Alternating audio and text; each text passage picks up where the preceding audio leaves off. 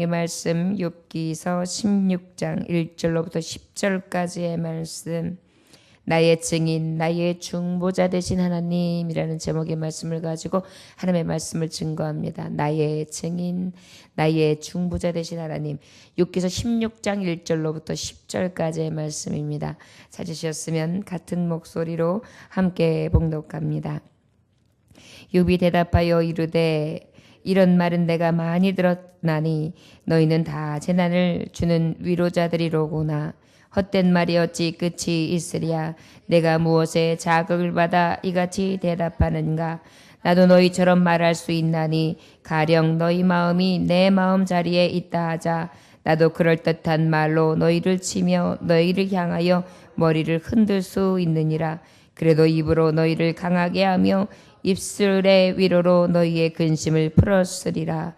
내가 말하여도 내 근심이 풀리지 아니하고 잠잠하여도 내 아픔이 줄어들지 않으리라. 이제 주께서 나를 피로하게 하시고 나의 온 집안을 배망하게 하셨나이다. 주께서 나를 시들게 하셨으니 이는 나를 향하여 증거를 삼으심이라. 나의 파리한 모습이 일어나서 대면하여 내 앞에서 증언하리이다. 그는 진노하사 나를 찢고 적대하시며 나를 향하여 이를 갈고 원수가 되어 날카로운 눈초리로 나를 보시고 무리들은 나를 향하여 입을 크게 벌리며 나를 모욕하여 뺨을 치며 함께 모여 나를 대적하는구나. 아멘. 기도하겠습니다. 하나님 아버지, 사람이 어찌 인생의 마음을 살필 수 있겠습니까?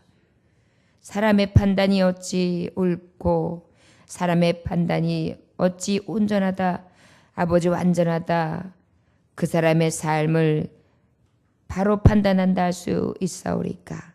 주여, 보는 것만이 다가 아니며 판단의 눈으로 우리가 다 하는 것이 우리의 삶을 판단함의 기준이 되지 않는다는 것을 욥기서를 통하여 잘 깨닫게 됩니다.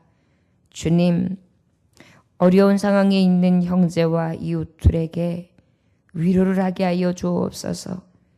혹시라도 상처를 내지 아니하도록 우리의 입술의 모남을, 우리의 칼날과 같은 혀를 주님께서 대적해 주시기를 원합니다. 아버지, 오늘도 주님 앞에 서서 하나님의 말씀을 듣습니다. 우리의 하는 것, 우리의 범사, 우리의 행하는 것, 우리의 입술로 말하는 것, 우리의 모든 것을 보고 계시며 증거자가 되시고 또한 우리의 삶 가운데 의인의 중보자가 되신 하나님이요, 오늘도 판단은 오직 하나님께만 있음을 우리가 깨닫습니다. 주께 맡기는 심령 되게 하시고 어떠한 일을 만나고 어떠한 판단을 받는다 할지라도 선하신 하나님, 의로우신 하나님이 재판장 되신다는 확신을 가지고 끝내 이기는 자 되게 하여 주옵시고, 나를 아시고 나를 이해하신 하나님의 완전하신 눈길 앞에 더욱더 돌이키고 더욱더 하나님 보시기에 온전한 삶을 낼 수 있는 귀한 종들 되게 하여 주옵소서. 아버지, 감사의 예물 드립니다. 믿음에 굳게 서는 아름다운 교회가 되기를 원합니다.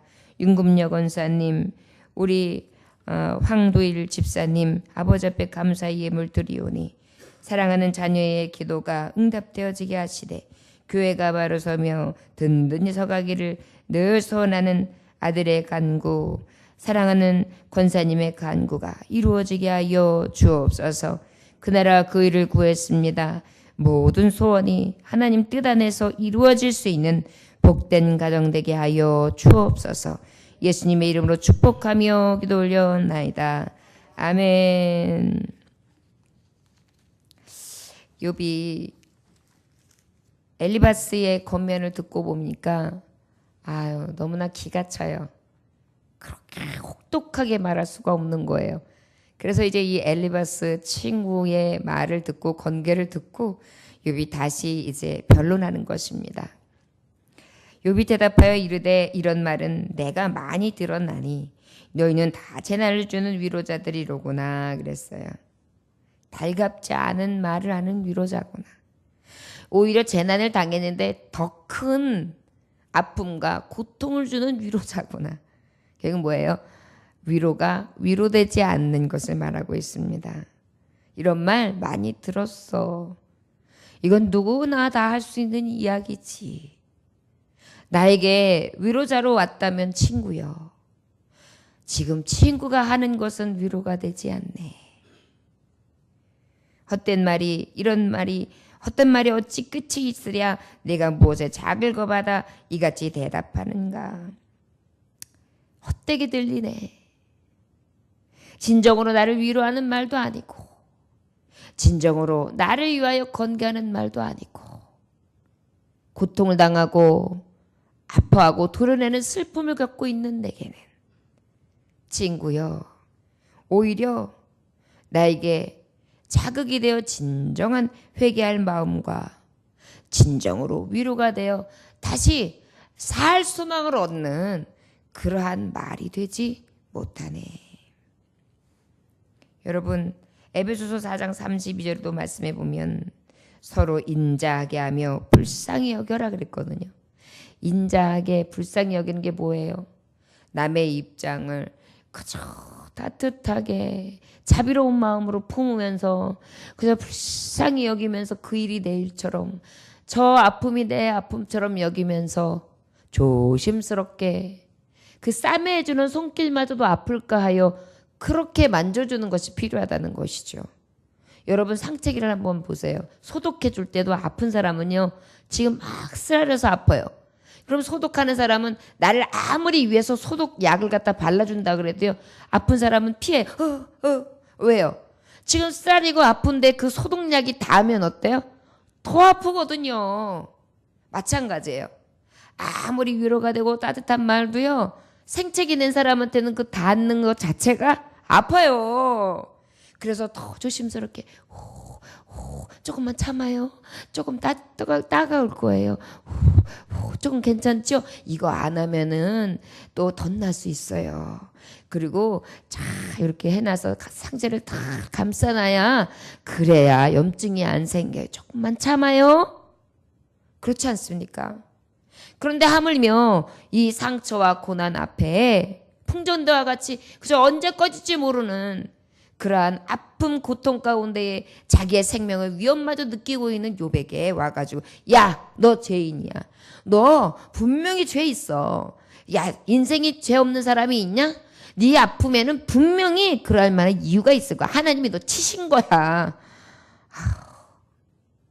얼마나 정말 혹독하고 가혹하고 모질은 그런 공고입니까? 우리는 진정으로 아파하는 자를 만날 때 이 욥의 고난 앞에 나타났던 친구들이 권고하는 건 굉장히 가해요. 그리고 하나님의 말씀으로 돌이키는 것도 가해요. 인생들이 성도들은 특별히 어려운 일을 만나거나 이러한 정말 힘든 고난을 만나면 내 잘못은 없는가? 내가 회개할 것은 없는가? 살피는 게 마땅해요.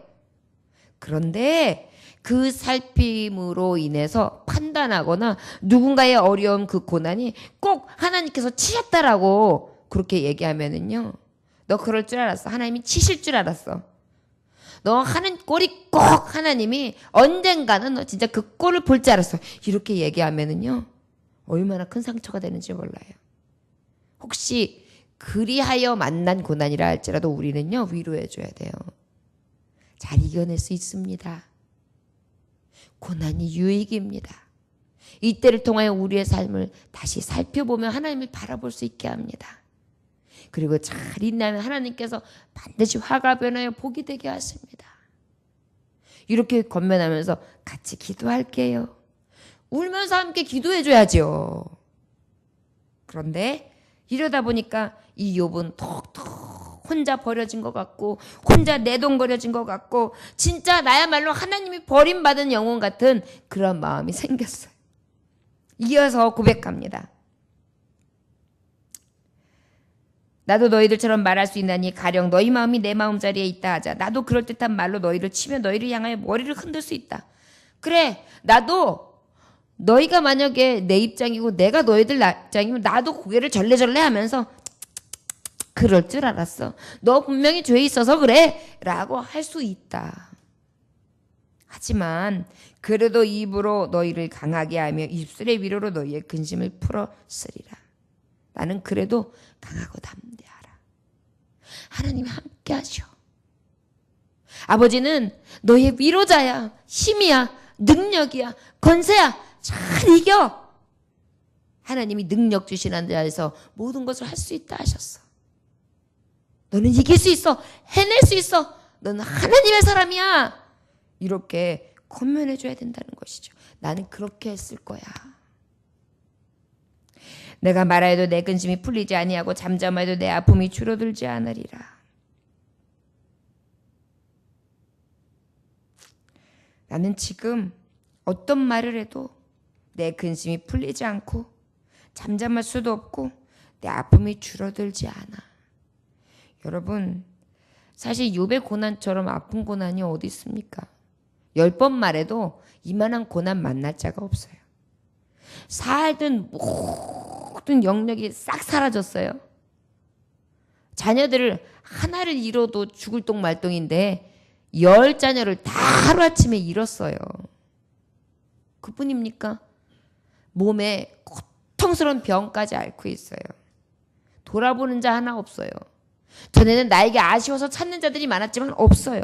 나를 시중들 자도 없어요. 친구들이라고 찾아와가지고 어때요? 뼈아픈 말만 하고 있는 거예요. 너 그럴 줄 알았어. 정죄만 하고 있는 거예요. 판단만 하고 있는 거예요. 따뜻한 위로의 말 한마디가 없는 거예요. 외로워요. 고통스러워요. 쓸쓸해요. 고달파요. 더 이상 수월은 없어요. 더 이상 지옥은 없어요. 더 이상 참혹한 거 없어요. 더 자존심 상할 것도 없어요.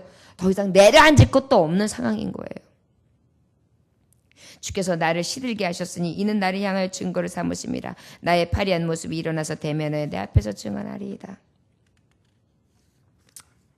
너무나 힘든 나머지 뭐라고 고백합니까? 하나님, 나는 고난 중에 나의 자신의 죄를 살펴볼 수밖에 없는 처지지요. 그런데 그 처지가 너무나 파리하게 그저 혈색을 잃고 겁에 질리고 창백하고 캄캄하고 안색이 그저 즐거움이나 낙이나 기쁨이 없는 그러한 내 모습밖에는 없습니다. 이미 나는 죄악 중에서 헤매고 있습니다. 그는 진노하사 나를 찢고 적대시하시며 나를 향하여 이를 갈고 원수가 되어 날카로운 눈초리로 나를 보시고. 맞습니다. 내 죄로 인함이라면 하나님께서 나를 이렇게 내려뜨리셨을 때는 오히려 진노의 그 무서운 하나님 앞에 진노 앞에 아버지께서는 나에게 아주 날카로운 눈빛으로 나를 보고 계시겠지요.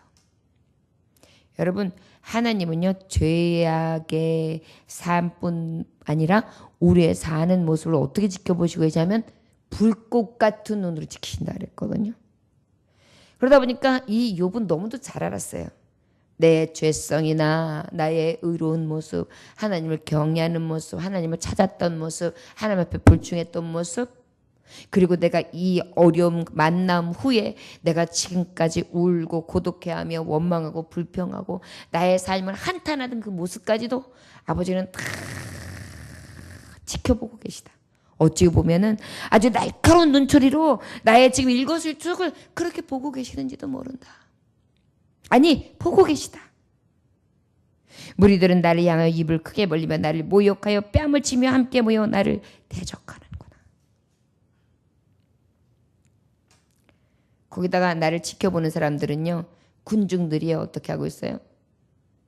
입을 크게 벌리고 나를 모욕해요. 여러분, 사람은요 어려운 일을 만나면 누가 뭘 해서 서글픈 게 아니다요. 누가 뭐라고 해서도 서글프지만요 스스로 서글퍼요. 자신이 아프면요 스스로 서글퍼요. 자신이 무기력하면요 누가 뭘 하지 않아도, 누가 나한테 손가락질 안 하고 뭐라고 안 했는데도 내 스스로가 작아지거든요. 이렇게 큰 일을 만나고 아주 초라한 나를 보는데 이의 심령은 어떻겠어요? 무수히 다 대적으로 느껴지죠.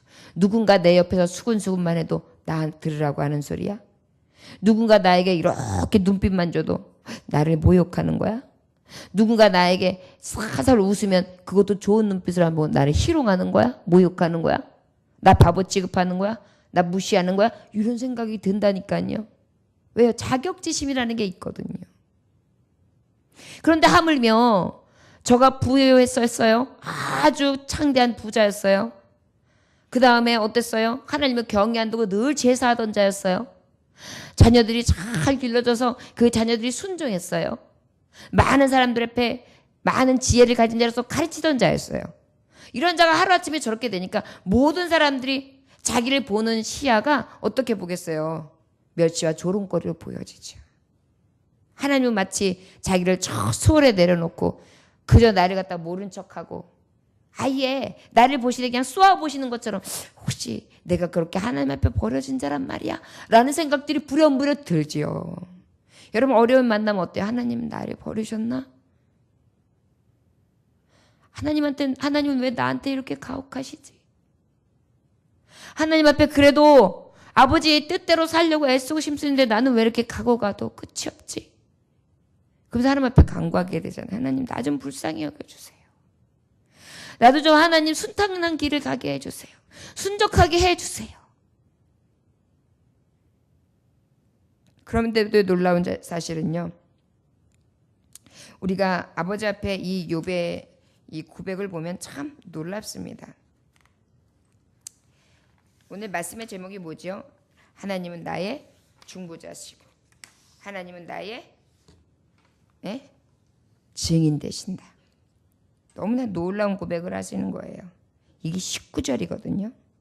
이제 내일 들어서 하나님의 말씀을 이어서 전하겠지만 이러한 친구들의 모욕이나 힘듦이나 어려운 가운데도요. 이 욥은 한 가지 빛이 있었어요. 내가 죄인이든 아니든 내가 하나님 앞에 그래도 몸부림치면서 아버지 앞에 매달리는 거. 그래도 내가 하나님이 어떤 하나님인지 인정하고 삶의 모든 것을 주관하시되 나고 가는 것까지도 인생의 삶의 모든 것을 주인 되시는 것을 내가 인정하는 것을 하나님은 나의 증인 되시고 또한 내가 그로 인하여 하나님의 능력과 아버지의 이름을 향하여 애를 쓰고 힘썼던 신앙을 지키고자 했던 마음의 중심만큼은 아버지께서 나를 아심으로 하나님 앞에 내가 심판으로 진노 앞에 선다 할지라도 중보자가 되실 것이다. 이렇게 확신하고 있어요.